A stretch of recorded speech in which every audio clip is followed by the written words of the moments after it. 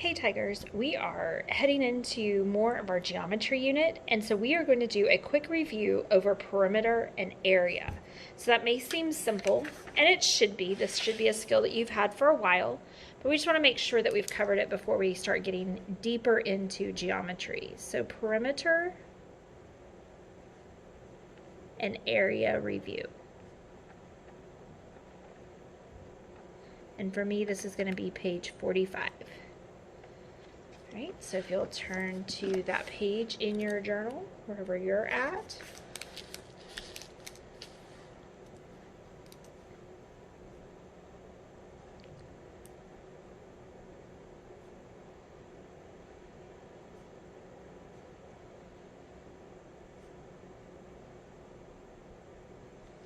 Okay, so quickly, reminder of what perimeter is. Remember that perimeter is the distance around an object.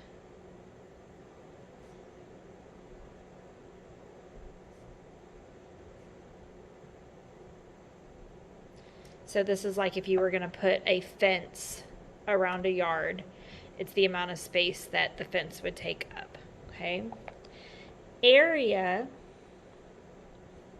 is the amount of space an object takes up.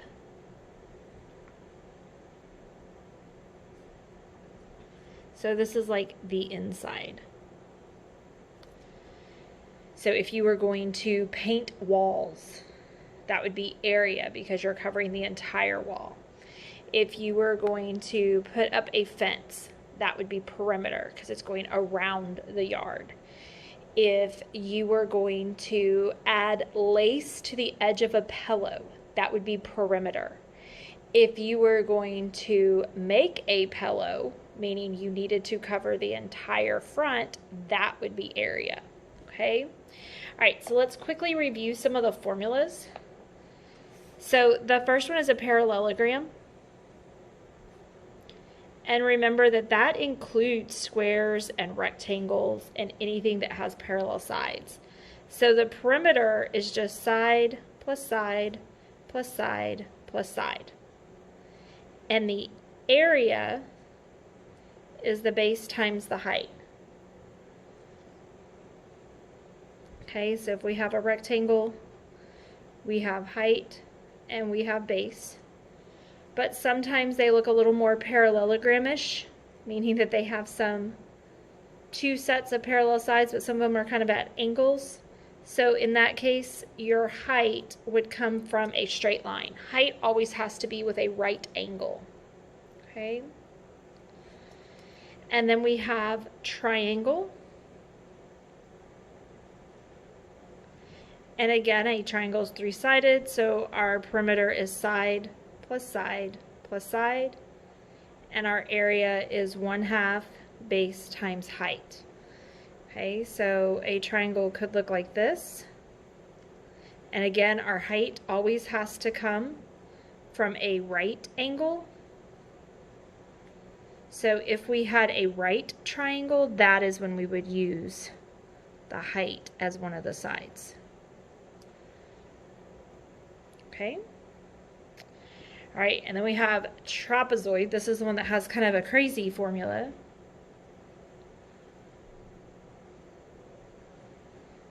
Again, the perimeter for a trapezoid is four-sided, so it's side plus side plus side plus side. And the area is 1/2 base 1 plus base 2 times the height. Okay, so trapezoids kind of have a tendency to look something like this. And you have base 1 and base 2, and then remember your height always has to come from a right angle. Trapezoids sometimes look a little more like this. And if they do, this is still base 1 and base 2, but you already have a height built in because you have a straight line that makes the right angle. And then the last one that we're going to cover very quickly is a circle.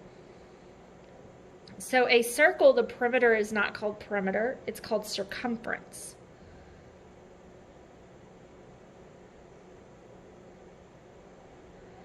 and the circumference is equal to pi times the diameter.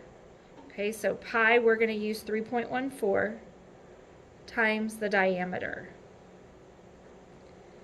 The area of a circle is still called area, and it's pi times the radius squared, or pi is 3.14 times radius times radius.